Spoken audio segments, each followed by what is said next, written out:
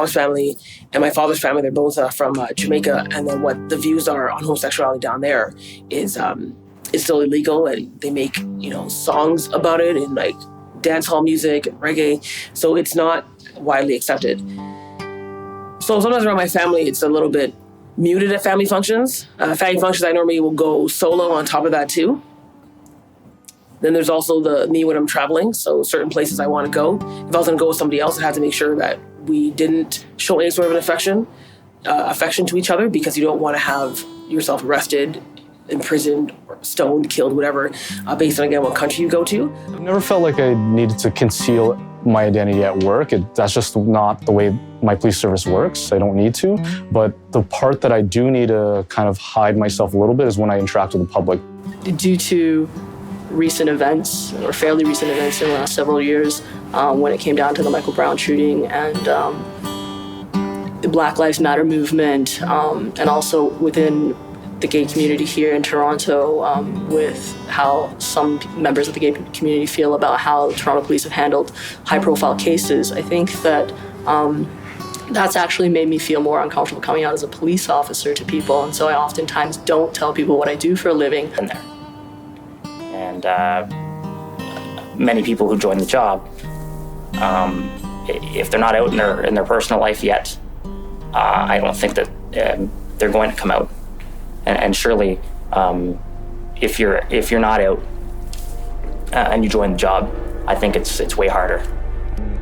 I've been conceptualizing is this triple bind that many of the police officers we've been speaking to find themselves in, where they're coming out in their lives, as all queer people do, to their family and friends, but then as a second consideration, doing that in the context of what is like historically and in many ways contemporarily sort of hyper-masculine paramilitary kind of organization or organizations. And then the third bind being having to then come out, quote unquote, as police officers, when they're being members of the queer community in a community where relations with police are not strong. I can see how difficult it would be and how challenging it would be as a police officer to say, be out and to wear these two hats, because on one side you have like this blue line family that you're part of, that you depend on throughout your entire profession. And then of course you're part of the community as well, which has been sometimes historically targeted for adult activities between consenting adults, and the way that those people might be mistreated or mishandled, or things not being taken seriously, with things like serial killers that might exist in the community too, and how hard that is, because you love your profession and you want to be the best police officer you can, and you also have your other hat that you wear. So I couldn't even imagine like the dichotomy that someone would experience with that intersectionality piece there too. And then even if they were from a different, say, if they were from the Black race too, and now how we've seen that's changed historically over time between, again, policing and the community itself, and then now race being brought into. So it would be very hard to try and, I think, juggle, and how someone would struggle with, say, identifying as being part of the community while they're a police officer, or then in the community identifying as a police officer because of how there's this contentious relationship.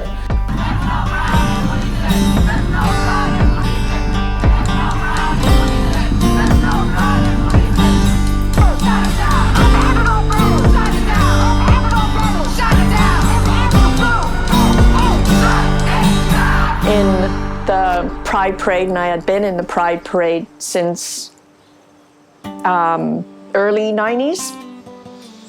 I didn't want anybody to know I worked for Toronto Police. I was right up front, dykes on bikes, and then I got asked if I would walk in the Pride Parade. From that point on, and it took me a long time to actually, walk in the parade in uniform. And then, unfortunately, was it the year after, this issue happened with Black Lives Matter. And ever since, I've wanted to go back in again, but unfortunately you can't. Pride Toronto for the LGBT community in this country is the place where they came out. And if they didn't come out at that place, they were able to be out while they were at that place. And it grew and it's grown precisely for that reason, because you come to Pride, either you're out and you're discovering it, or you're not out and you're being it. Whatever the case may be, you have a relationship with this event if you are a part of this community. And so it matters to you that it reflects what you think and feel, because your experience of it was a liberating one for you, or maybe not, depending on, who you are. Because the period that I came from, the 80s, when I first came out, it was a challenging time. Because I said there was always this suspicion as to why you're police, why are you here? And a lot of times the community just didn't understand that you can have a job and be part of the LGBTQ community at the same time. That yes, I can separate my work and my personal life. And then, when Pride Parade came along, I can bring them both together. So it took me a long time to feel safe and good enough to actually walk in uniform. I got out of the military in 2001, and I joined the police service. And I was going to be out and so proud. But as soon as I went to OPC, I went right back in the closet. I just couldn't do it. I don't exactly know what the trigger was that didn't let me come out, but I knew I just couldn't be out. So when I was there, it was actually the very first time that the Pride flag was ever raised at OPC. So I think that's a step in the right direction, but wow, it's 2019 and this is the first time you're raising the Pride flag. So yeah, a good thing, but not really a good thing, I guess. And I tried to stay mostly in the closet throughout OPC. I had a few close people that I told, but other than that, nobody found out until after OPC once. For a trans man, it's not really a nice feeling to walk into the bathroom facilities and see a tiny curtain across and the hooks on the outside of the shower. That means I have to get out, scars and all, and be worried every morning that one of my pod mates is going to come in and see something that I don't want them to see. They had a gender-neutral bathroom that was a handicap bathroom, essentially stuck with a gender-neutral sign on it. And then every other bathroom in the place was male, female. The change rooms, I actually didn't even step foot in the change rooms because I heard that all the showers were open. So for me, going to the gym or whatever, there was no showering in the bathroom or in the change room. It was run back to your pod, quickly shower, quickly change, head back to class. So I don't know. I mean, it sucks that I can't. I would have loved to march in my uniform with the trans flag across here, the police. It'd be really cool to do. What? Just to be proud that I'm a police officer and I'm trans. I'm proud of that. So to show that off, hell yeah, why not? The disparity is interesting between existing as a lesbian in the RCMP and then transitioning. The locker room talk that I got to be privy to after transitioning was eye-opening. So as a lesbian, I felt completely encouraged and supported and nurtured, not even just accepted, but very comfortable and very natural. Everybody was my family. Everybody had an acceptance for me. I had a lot of friends. And then when I transitioned, I came out to each of the members of my detachment in Liverpool independently. And some of the responses were interesting. The other queer identified members were like, whatever. One guy said, "You can't shock me." So I'm not trying to shock you. I'm just letting you know that there's going to be changes. Some of the clients didn't even know what I was talking about. And then when I started to have physical changes, they referred to me as it. But I tell stories about how I came out to my mother and what her response was. I didn't know my father growing up, and then I found him as an adult, and I had him for a week at my house and had a very intense, wonderful week with him, and he died in a car crash on his way home. So I tell people that story, and they have that reaction where their heart breaks when they hear it.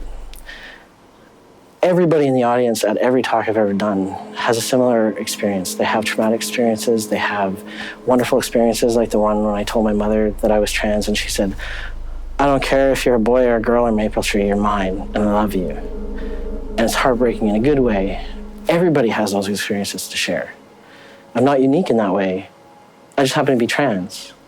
So we make the connections through those powerful stories, and they're like, "Oh, I understand you a little better. I see you. Maybe you are just like me, human, just have this small variance, this little difference." And that's all it is. Normalizing the differences through shared connections and stories. We're a representation of our community. And if we don't educate and correct some of our issues that we have internally as a service, that then's going to get portrayed on to members of our community, right? So one of the things that I always bring up is it's not hard to take time off to attend a soccer event for colleagues. It's not hard to take time off to attend a cycling or hockey tournament. It shouldn't be hard for members wanting to attend a community-based event surrounding LGBTQ2+ issues. That needs to be rubber stamped just the same. And ultimately, our community benefits from that because they see that we have openly gay police officers or allies who understand the struggles and can relate to members in the community and show support. In terms of like the gay community, like there's so many different subsections and so many different groups. Growing up in downtown Toronto, I was like kind of exposed to them all. Never really felt like I sort of belonged to any, like it was kind of awkward. I never really fit in until I started as a youth volunteer with the Toronto Police. And I found out that Toronto Police has an internal support group. I started getting involved in that. I got invited to, hang out in the parade and bring some of the other volunteers, youth volunteers to the Pride Parade, and that was awesome. We did that for a bunch of years. And then I became an employee, still continued doing that, still brought volunteers out, and I was going out as an employee in uniform. And then all of a sudden, we weren't allowed to go anymore. And that was the only part of the parade where I was comfortable being in. Like I didn't fit anywhere else, right? I've seen the parade a bunch. My favorite part was being in the parade, part of the police contingent, and we're so happy to do that. But we're not allowed to do that anymore. And yeah. My honest reaction to not being able to be in the parade is it's hurtful and it sucks, right? Because having so many different subsections of being gay, like I feel like I, belong to like the gay cop one, and no other one, and we're excluded from representing ourselves and showing ourselves off during the parade, and that's kind of hurt. It's for sure hurtful. It sucks, right? And I have to explain to everybody why we're not allowed to be in the parade, and I don't even have all the answers. Like, once people find out I'm a cop, they're always like, "Oh, that sucks, you can't be in the parade." And I've heard that like 100 times with my friends or my family, in-laws and whatnot, people on the street, and I just kind of repeat the same thing over and over again. Like, we're not in it because of, issues that we've had, perceptions that are a little bit skewed from people, and yeah, it sucks. Trans person within a police organization. It did have some conflicts for me occasionally because when I had the first opportunity I had after I came out at work was to take part in the Pride celebrations with when the police were involved in that here in Toronto. So I was pretty excited about that. But then, of course, with the problems that have happened since then with regard to the participation, it's kind of been difficult for me because I wanted to be out there to be supportive as well. But also, I didn't feel I could just because of the fact that we wouldn't have been welcome either. So that was a bit of a disconnect for me. but I was still involved in coming down to do the Trans March.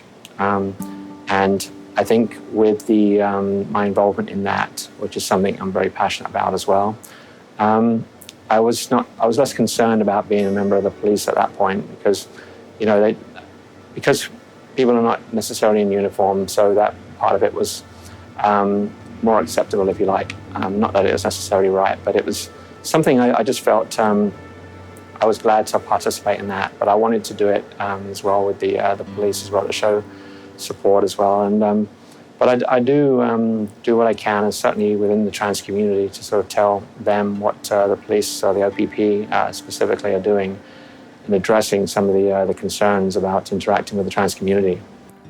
It's the back to the uniform, which sets off a series of questions about what does the uniform mean, and to a police officer, that's part of your identity. And to a community member, has had a bad experience with the uniform. And it's not just putting somebody's face up on a poster and saying, hey, I'm queer, I'm a queer cop, and everything's okay, and let's work together. No, you have to actually go out there. You can't wait for people to come to you. You have to go out there, you have to do the job. You have to engage. You have to work with organizations, and you have to work with the community. You have to put your boots to the ground, get to know the people who are out there, and find out what their issues are, and work together to achieve a good result. People are crying for more police officers in the neighborhood, and they're, on the other hand, and I know some of these people, and on the other hand, there's people who say, no, we don't want the police, defund the police. So it's a really tough equation to crack. And I like the idea of the community safety officers. They have the local office there. Gay, lesbian, bisexual, trans, poly people need to be able to report a crime and feel not victimized when the police show up. And what authorities do you report it to? So we need to be treated with, when I do eventually had enough and something happens and I call for assistance, I want it to be respectful, and I want it to be treated with dignity. And not everyone's had that experience. So we still have a lot of work to do on that. Well, I really want people to know that I'm an approachable person. I wear this uniform, I am a police officer, but I am interested in helping people, and I want to put lots of effort into it and make them feel safe. And I want people to be able to come up to me and approach me and say, I need your help with this, or do you have some advice for me in this situation? And a lot of people are scared to report stuff to police, especially in the LGBT community, and because they're afraid they're not going to be believed. And I want people to know that I will believe you, and I take everything seriously, and I want you to be able to feel safe and approach me with your issues. As much as I understand where the group who wants to ban police officers from Pride is coming from, I think it's really important that the groups come together to actually understand and have respect for each other.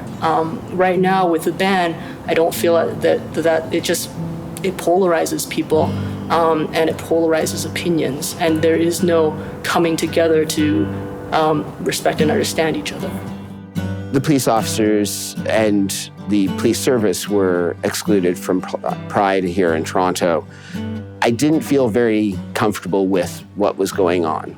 And part of why I wasn't comfortable with what was going on was because as an activist and somebody who wants to see change within the police service, my own community had asked for other brothers and sisters within our community to be excluded from our festival. That was a problem for me because those are the same individuals on the inside of the police service that work hard, like I do and others do, to try to see change. I can completely understand why they would want to exclude the service, the senior command, even the mayor of the city, because they have the ability to make those changes that we've all been asking for. But to ask the regular members of the service, those people who are not in management positions, to be excluded and not welcomed as other gay, lesbian, bi, trans, and queer people, that's just wrong. Absolutely is value when we're talking about 3 hours one day of the year, but it's a significant day. It's a significant day for the LGBTQ2 community itself. And police being able to do that, there is an importance attached to that. But I do agree with you that we can't hang our hat on being able to march in pride. I think that we need to hang our hat on being able to establish, fix, and do better as police officers with the Black community, persons of color, LGBT, all of them. And we can do that in another forum, and we must do that in another forum. And I think sometimes when you're burning the house down, when you're an activist, when you're queer, and when you're in the police force, you don't always see the forest for the trees. You see your trauma, you see your struggle, you see your pain. And then you have folks who are also experiencing pain coming to you and being like, I'm experiencing pain, you're causing the pain. And then the police cop is like, I'm also feeling pain, and the pain bounces off each other and there's nothing that gets done. And so I was arrested and put in a holding cell overnight. And I was arrested because I deserved to be arrested. And I understand that now, but at the time, all I really cared about was my own well-being. And I'd been put in what I found out the next day to be the female holding cell. And I didn't know this the night before. No one really explained to me what was going on, didn't get any phone calls, just was, hucked into a cell. And when I got up the next morning, I could hear the officers getting some folks out of another cell down the hall. An hour went by and I still didn't see anybody. By now I started to realize, court's usually pretty early in the morning, and if I'm going to court because I was arrested last night, then they probably forgot about me. So I took my blanket that they gave me, which was a sheet of paper, and I balled it up and I put it in my toilet and I flushed it. And I saw on TV on a prison show once that if you overflow your stall, you'll get attention from the prison guards. So I overflowed my stall and the warden came down and he threatened to keep me longer. And I asked him why no one had come to get me for court because I heard the people down the hall had already gone. And he didn't say anything and he left. And 20 minutes later, I was escorted out. And on my way out, I asked the officer that was escorting me out, why did it take so long? And the officer said that I was put in a female holding cell and nobody remembered arresting a female the night before. So that really, really upset me. I didn't know I was put in a female holding cell. I was told the next day that it was due to my own personal safety because they had men in the cell down the hall from me. So I guess they thought that I would be put in danger had I sat in a holding cell with other men. None of this was ever discussed with me at all. So by the time I went to court the next day, I was really upset about that. And the whole time I was sitting through the proceeding, I was being referred to with my assigned name at birth and my assigned sex. And the judge had no idea what was going on, was very confused at the fact that I was sitting behind glass in handcuffs because he thought he was hearing the charges of a woman. It was put in the newspaper as a domestic assault in a lesbian couple, which was just not the case at all. And it was really dehumanizing for me. If I, for example, was a transgender individual who was considering suicide and I had a transgender police officer come and try and de-escalate the situation and talk to me and connect with me and say that they had gone through similar things but it had gotten better for them, that would be an example that I could look forward to and I could say, yeah, this person had been through that before, so maybe I can get through that too. So I was just about, 4.5 to 5 months on testosterone. I was driving from British Columbia to Ontario, and I got pulled over by an officer randomly. There's no reason. I had my cruise control set to a speed that I think was 8 kilometers over the limit. 90 was the limit, I'm fairly sure. So it was very reasonable. You can't get a ticket for that, right? Or you wouldn't think you would. So as I'm driving along, he pulls me over randomly. I was going one way, he's going the other way. He turns around, throws on his lights and sirens, and He approaches the vehicle. I had my license and everything ready, but my license hadn't been changed from Jessica to Jessie yet. I just had my name changed because I hadn't been in Ontario yet to get that changed. So he was very abrasive and aggressive. He's like, are you sure this is you? You don't look like Jessica to me. And I told him, like, I have my testosterone prescription with my name on it in my car because I had all my belongings. I was moving back to Ontario. I have my name change certificate here, which is a legal binding document. What more do you need from me? And he just kept going on and on and on at me. He was being like extremely aggressive and rude. And at the end of it, I didn't get a ticket or anything because there was no reason for me to get a ticket. I shouldn't have been detained in the first place. However, that whole interaction put such a negative view of that particular police service in my mouth. And it's been hard to shake ever since. I think over the course of last year, with the wake of George Floyd's death, that death also reinvigorated conversations about racism, and police brutality in America, and then also trickled over into the Canadian borders. And we felt wanted to be part of that solidarity. And so my involvement came from an emotional space. It came from an understanding the precariousness of Black lives. Access to housing, access to funding for education, access to health insurance. Black lives have always lived in this liminal space that either you can get it or you won't get it. And so that leaves you in that precariousness, like my whole life basically would just slip in a matter of one move, one wrong move. And so it's always on the stance of not knowing, and that is so uncomfortable. I can go on and on and on about other Black lives, but that is the crux of that precariousness, not knowing where the next dollar is coming from, not knowing that if I could put my resume in, which I've experienced here, being here over 3 years, and I've had one interview, and not knowing where I can find a job. And so those kind of formation around Black lives have been consistent. Well, for me being transgender and Indigenous, I think there's just a real lack of education of what problems or what underlying causes there are for problems. So, for example, there still isn't clean drinking water. There's a lot of history with residential schools that have caused substance abuse and whatnot. So I think that because there's a lack of broad, vast, and mandatory education for police, they don't really understand that there were causes for these problems. They should know the history if they want to be able to effectively deal with it. If they want to effectively police the communities, they need to know the history and the cause and effect of that history.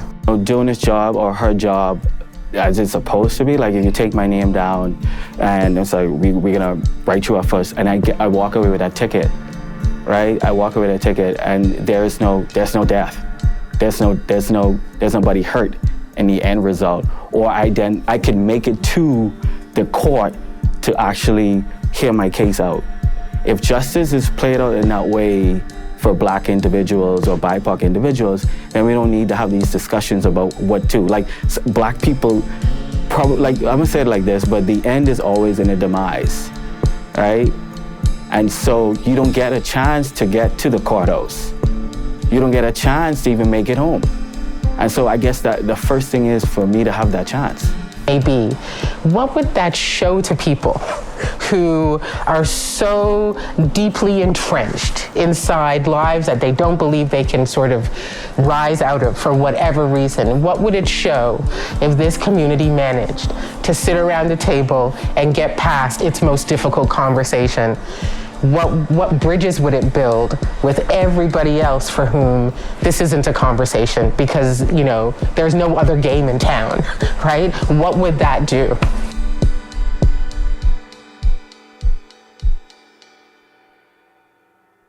My name is Sandra Sparling. I'm a staff sergeant with the Ottawa Police Service. I am a member of the LGBT. I identify as a gay woman, but I wanted to change things from the inside, and that's why I'm here today. My name is Jean Turner, and I'm a civilian member for the RCMP, which gives me a unique perspective because I do see it from the civilian side and directly in the policing world. This discussion represents exactly what Serving with Pride is and what the intention of this documentary is, and that is really to educate and to learn from one another. Exactly what Sandra said, what has gone wrong between the LGBTQ2 communities and police. So I'm Jeremy. I'm a master's student in public policy and administration at Carleton.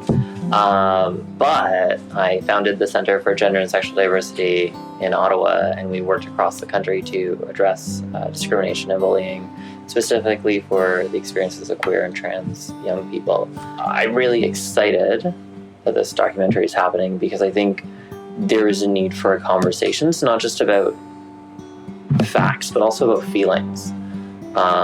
I think sometimes we take for granted that how we feel about an issue is actually sometimes more informative than the factual evidence there. And over the last decade or so, I've seen a lot of people's feelings being hurt. And I do feel that a number of communities feel that they haven't been listened to.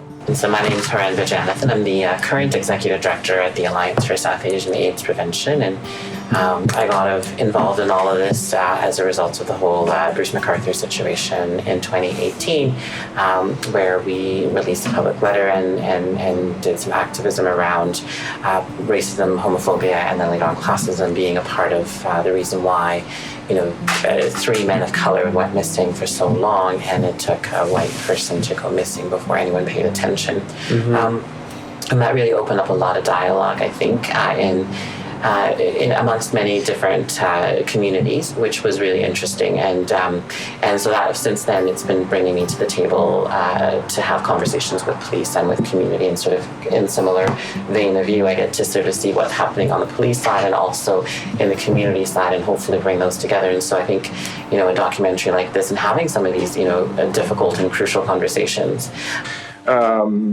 LGBTQ2S plus communities and what we think those communities need from policing.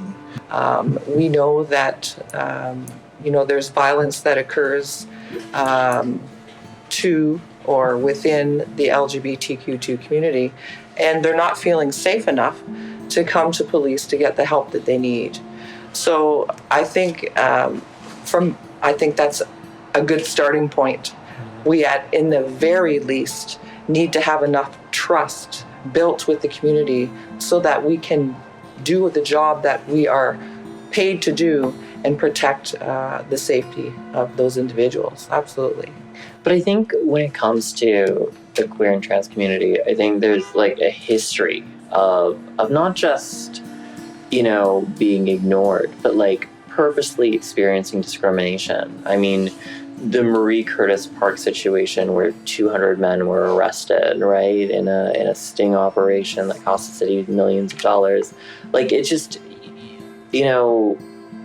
how many, like, at what point or when will we hit that turning point that we know that policing, acknowledges past wrongdoings and is fundamentally committing to no more major mistakes? And I think what's unfortunate, right, is that, in cities across our country where we're constantly encountering errors and mistakes and systemic barriers. And what's interesting for me, knowing Sandra and other fantastic people, is it's happening on the inside, right? So you have really good people on the inside who have great, simple, non-costing options and solutions.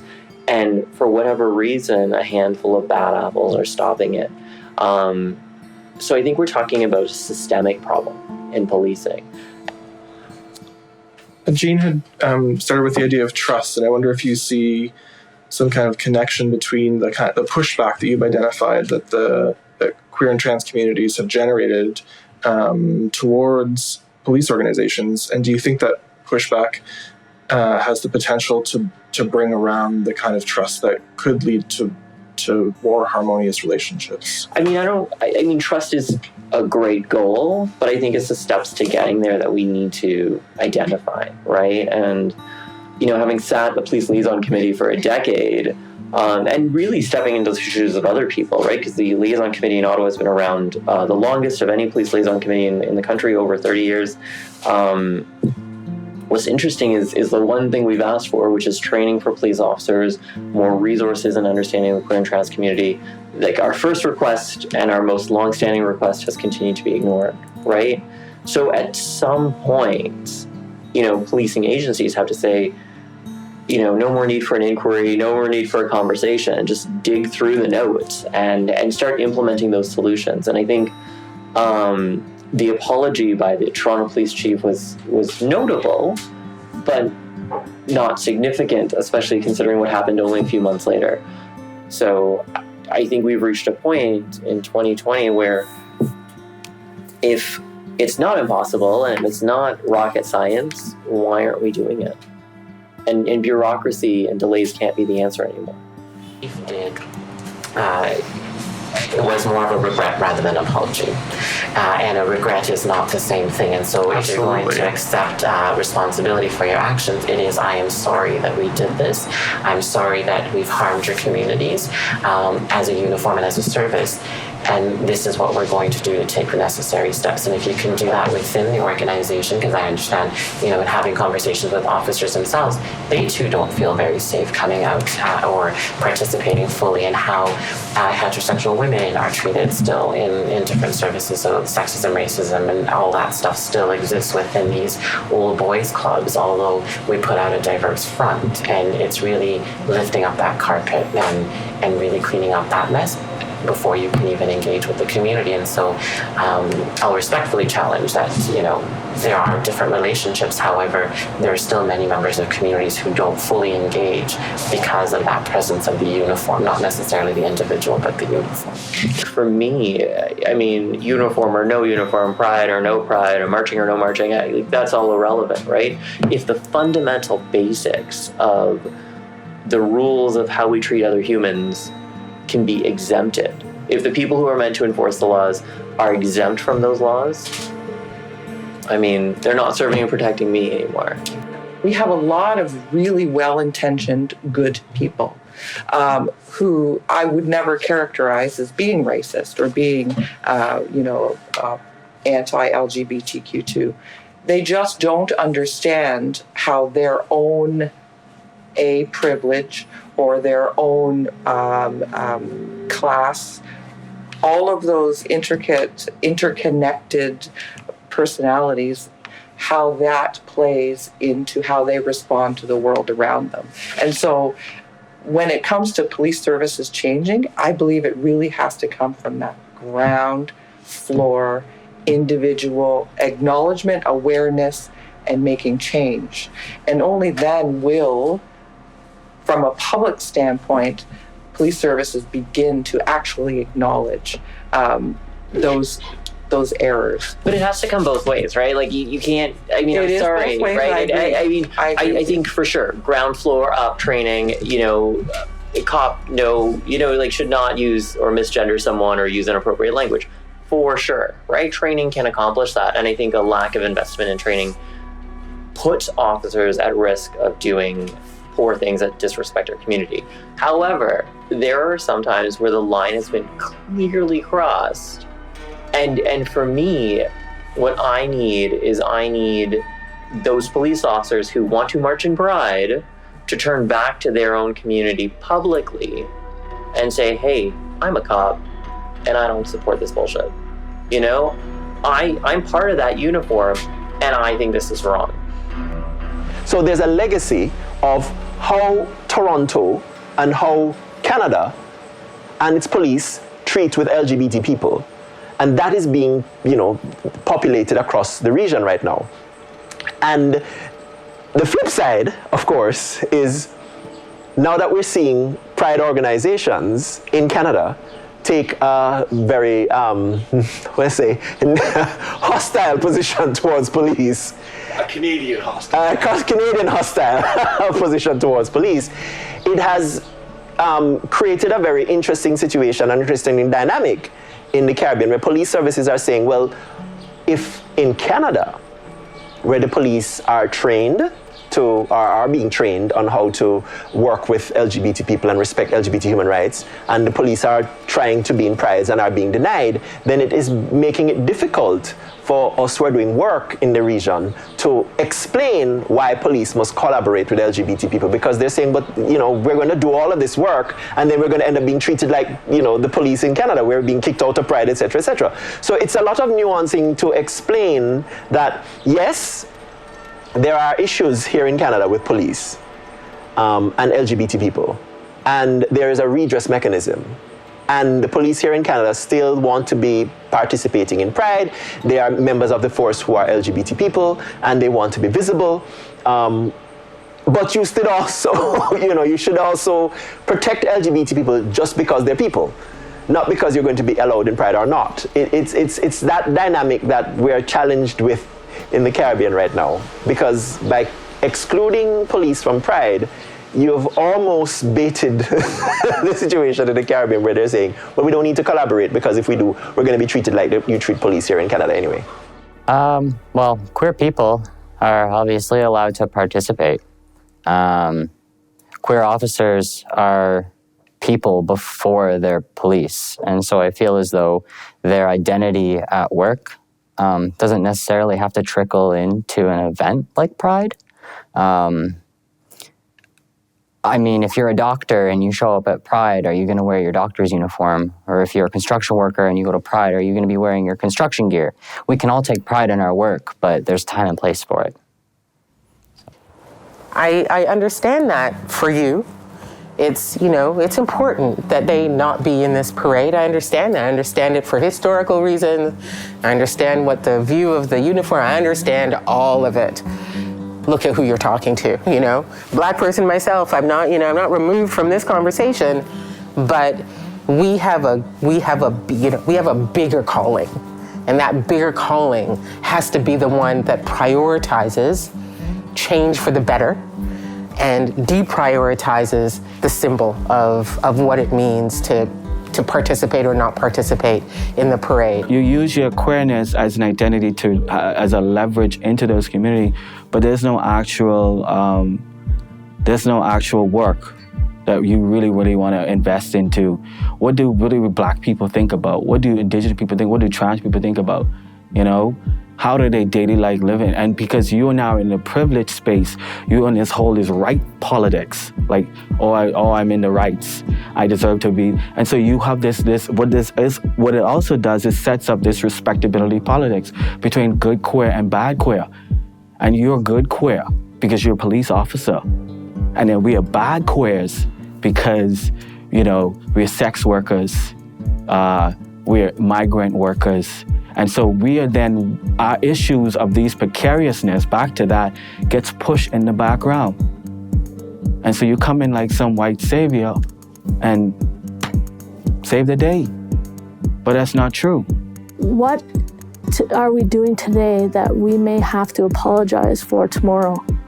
That's what I look at the world now is, oh my gosh, are we doing this? And is this going to be something that we're going to regret tomorrow? When police officers now who identify as being, queer, transgender, which is good, right? You honoring your identity. But what happens to that is you give police officers the kind of legitimacy to criminalize, racialize, and marginalize group. And then the issues that affect the marginalized and the racialized folks gets blurred. So they become a smoke screen to the issues. And, we are the ones taking it on the chin. And I talk to the diverse groups, Somali officers and, other racialized officers. And they stop being from that community as soon as they put on the blue uniform as well. It's not just the LGBTQ2+ community and police, it's all diverse groups. And, you talk to a Black officer and they'll tell you they have a hard time coming out cop in their environment too. I remember speaking to the first Somali officer. He's with us. And he said some of his community members turned their back on him too. You know, so it's not just us, it's the diverse groups, it's the most vulnerable of our societies that are struggling with police. And I don't take, you know, I did take it personally in 2017 when they told me they didn't want me to march in Pride. I took it personally. I was so upset, and because I'm like, if you only knew my story, you know? But it's not about my story, it's about them right now.